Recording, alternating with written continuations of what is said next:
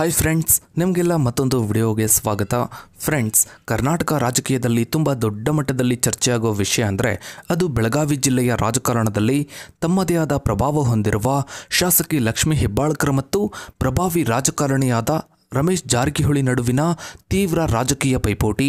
ಒಂದು ಕಾಲದಲ್ಲಿ ಗುರು ಶಿಷ್ಯರ ರೀತಿಯ ಸಂಬಂಧ ಹೊಂದಿದ್ದ ಇವರಿಬ್ಬರ ನಡುವೆ ರಾಜಕೀಯ ದ್ವೇಷ ಹೇಗೆ ಪ್ರಾರಂಭವಾಯಿತು, ಈ ವಿವಾದಗಳು ವೈಯಕ್ತಿಕ ಘರ್ಷಣೆಯಾಗಿ ಮಾರ್ಪಟ್ಟಿದ್ದೇಕೆ ಮತ್ತು ಇವರ ನಡುವಿನ ಈ ಜಿದ್ದಾಜಿದ್ದಿ ಬೆಳಗಾವಿ ರಾಜಕಾರಣದಲ್ಲಿ ಯಾವ ರೀತಿಯ ಮಹತ್ವದ ಬದಲಾವಣೆಗಳನ್ನು ತಂದಿದೆ, ರಮೇಶ್ ಜಾರಕಿಹೊಳಿ ಲಕ್ಷ್ಮೀ ಹೆಬ್ಬಾಳ್ಕರ್ ನಡುವಿನ ಸಂಬಂಧ, ರಾಜಕೀಯ ಪೈಪೋಟಿ ಹಾಗೂ ವಿವಾದಗಳ ಬಗ್ಗೆ ಇವತ್ತಿನ ಈ ಒಂದು ವಿಡಿಯೋದಲ್ಲಿ ನೋಡ್ತಾ ಹೋಗೋಣ ಬನ್ನಿ. ಫ್ರೆಂಡ್ಸ್, ರಮೇಶ್ ಜಾರಕಿಹೊಳಿ ಮತ್ತು ಲಕ್ಷ್ಮೀ ಹೆಬ್ಬಾಳ್ಕರ್ ನಡುವಿನ ರಾಜಕೀಯ ಪೈಪೋಟಿಯನ್ನ ಅರ್ಥ ಮಾಡಿಕೊಳ್ಳಲು ಬೆಳಗಾವಿ ಜಿಲ್ಲೆಯ ರಾಜಕಾರಣದಲ್ಲಿ ಅವರ ಪ್ರಭಾವದ ಮೂಲಗಳು ಮತ್ತು ಸ್ಥಾನಮಾನವನ್ನ ಮೊದಲು ಅರ್ಥ ಮಾಡಿಕೊಳ್ಳುವುದು ಅವಶ್ಯಕ. ಇಬ್ಬರು ಪ್ರಬಲ ರಾಜಕೀಯ ಶಕ್ತಿಗಳಾಗಿದ್ರು, ಅವರ ಅಧಿಕಾರದ ಮಾರ್ಗಗಳು ಮತ್ತು ಆಧಾರಗಳು ಭಿನ್ನವಾಗಿವೆ. ರಮೇಶ್ ಜಾರಕಿಹೊಳಿ ಅವರು 1960ರಲ್ಲಿ ಬೆಳಗಾವಿ ಜಿಲ್ಲೆಯ ಲಕ್ಷ್ಮಣರಾವ್ ಜಾರಕಿಹೊಳಿ ಅವರ ಪ್ರಮುಖ ಕಬ್ಬು ಬೆಳೆಯುವ ಕುಟುಂಬದಲ್ಲಿ ಜನಿಸಿದ್ರು. ಇವರು ತಮ್ಮ ಕುಟುಂಬದ ಪರಂಪರೆಯನ್ನ ಮುಂದುವರಿಸಿಕೊಂಡು ರಾಜಕಾರಣದಲ್ಲಿ ತಮ್ಮದೇ ಆದ ಸ್ಥಾನವನ್ನ ಗಟ್ಟಿಗೊಳಿಸಿದ್ದಾರೆ.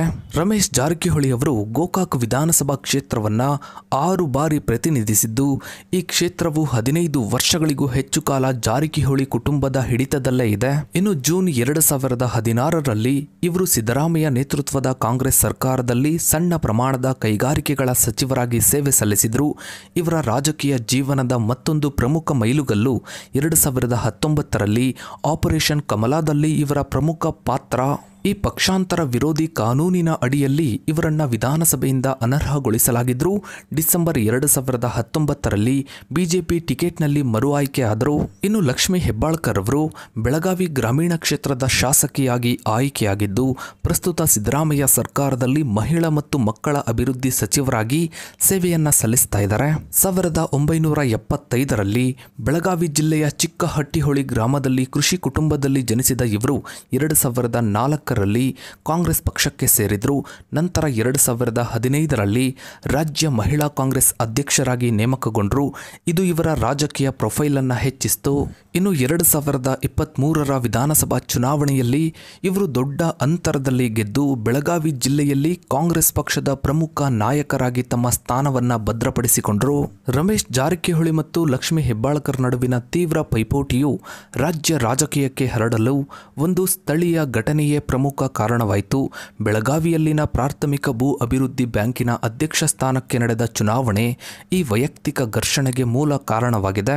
ಬೆಳಗಾವಿಯಂತಹ ಗ್ರಾಮೀಣ ಆರ್ಥಿಕತೆಯಲ್ಲಿ PLD ಬ್ಯಾಂಕ್ ಮತ್ತು DCC ಬ್ಯಾಂಕ್ಗಳಂತಹ ಸಹಕಾರಿ ಸಂಸ್ಥೆಗಳು ಕೇವಲ ಹಣಕಾಸು ಘಟಕಗಳಾಗಿರದೆ ರಾಜಕೀಯ ಪ್ರಭಾವ ಮತ್ತು ಅಧಿಕಾರದ ಪ್ರಮುಖ ಮೂಲಗಳಾಗಿವೆ. ಈ ಬ್ಯಾಂಕುಗಳ ನಿಯಂತ್ರಣವು ರಾಜಕಾರಣಿಗಳಿಗೆ ಗ್ರಾಮೀಣ ಮಟ್ಟದಲ್ಲಿ ತಮ್ಮ ಬೆಂಬಲಿಗರ ಜಾಲವನ್ನು ನಿರ್ಮಿಸಲು ಮತ್ತು ವಿಶಾಲ ಮತದಾರರ ನೆಲೆಯನ್ನ ಪ್ರಭಾವಿಸಲು ಸಹಾಯ ಮಾಡುತ್ತೆ.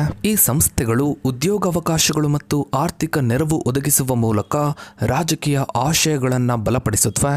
2018ರಲ್ಲಿ PLD ಬ್ಯಾಂಕ್ ಅಧ್ಯಕ್ಷ ಸ್ಥಾನದ ಚುನಾವಣೆ ಸಂದರ್ಭದಲ್ಲಿ ಈ ಪೈಪೋಟಿಯು ಸ್ಫೋಟಗೊಳ್ತು. ಜಾರಕಿಹೊಳಿ ಸಹೋದರರು ತಮ್ಮ ಸಾಂಪ್ರದಾಯಿಕ ಹಿಡಿತವನ್ನು ಉಳಿಸಿಕೊಳ್ಳಲು ಪ್ರಯತ್ನಿಸಿದರೆ, ಲಕ್ಷ್ಮೀ ಹೆಬ್ಬಾಳ್ಕರ್ ಈಗಿನ ಉಪಮುಖ್ಯಮಂತ್ರಿ DK ಶಿವಕುಮಾರ್ ಅವರ ಬೆಂಬಲದೊಂದಿಗೆ ಅವರಿಗೆ ನೇರವಾಗಿ ಸವಾಲು ಹಾಕಿದರು. ಈ ವಿವಾದವು ತೀವ್ರಗೊಂಡಾಗ ಹೆಬ್ಬಾಳ್ಕರ್ ಅವರು ತಹಶೀಲ್ದಾರ್ ಕಚೇರಿಯ ಎದುರು ಧರಣಿ ನಡೆಸಿದರು. ಇದು ಹೈಕೋರ್ಟ್ನಿಂದ ತಕ್ಷಣದ ಚುನಾವಣೆ ನಡೆಸುವ ನಿರ್ದೇಶನಕ್ಕೆ ಕಾರಣವಾಯಿತು. ಇನ್ನು DK ಶಿವಕುಮಾರ್ ಅವರ ಪಾತ್ರ ಈ ಸಂಘರ್ಷದಲ್ಲಿ ನಿರ್ಣಾಯಕ ತಿರುವು ನೀಡಿತು.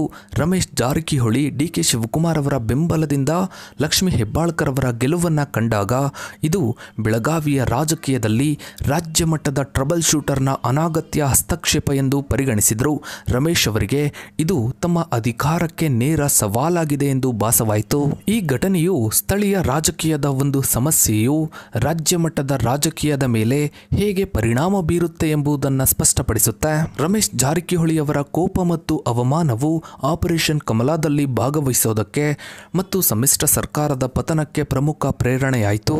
ಇದು ರಾಜಕೀಯ ಭಿನ್ನಾಭಿಪ್ರಾಯಗಳು ಕೇವಲ ಸೈದ್ಧಾಂತಿಕ ನೆಲೆಯಲ್ಲಿ ಮಾತ್ರವಲ್ಲ, ವೈಯಕ್ತಿಕ ಮತ್ತು ಸ್ಥಳೀಯ ಪೈಪೋಟಿಗಳಿಂದಲೂ ಉಂಟಾಗಬಹುದು ಎಂಬುದನ್ನು ತೋರಿಸುತ್ತೆ. ಜುಲೈ 2019ರಲ್ಲಿ ರಮೇಶ್ ಜಾರಕಿಹೊಳಿ ಅವರು ಸಮ್ಮಿಶ್ರ ಸರ್ಕಾರದ ವಿರುದ್ಧ ಬಂಡಾಯವೆದ್ರು ಕಾಂಗ್ರೆಸ್ನಿಂದ ರಾಜೀನಾಮೆ ನೀಡಿದ 15 ಶಾಸಕರ ಗುಂಪಿನ ನಾಯಕತ್ವ ವಹಿಸಿದರು. ಈ ಬಂಡಾಯವು ಅಂತಿಮವಾಗಿ ಕಾಂಗ್ರೆಸ್ನ ಸಮ್ಮಿಶ್ರ ಸರ್ಕಾರ ಪತನಕ್ಕೆ ಕಾರಣವಾಯಿತು ಮತ್ತು ಬಿಜೆಪಿಯ BS ಯಡಿಯೂರಪ್ಪ ಅವರು ಅಧಿಕಾರಕ್ಕೆ ಮರಳಲು ದಾರಿ ಮಾಡಿಕೊಡ್ತು.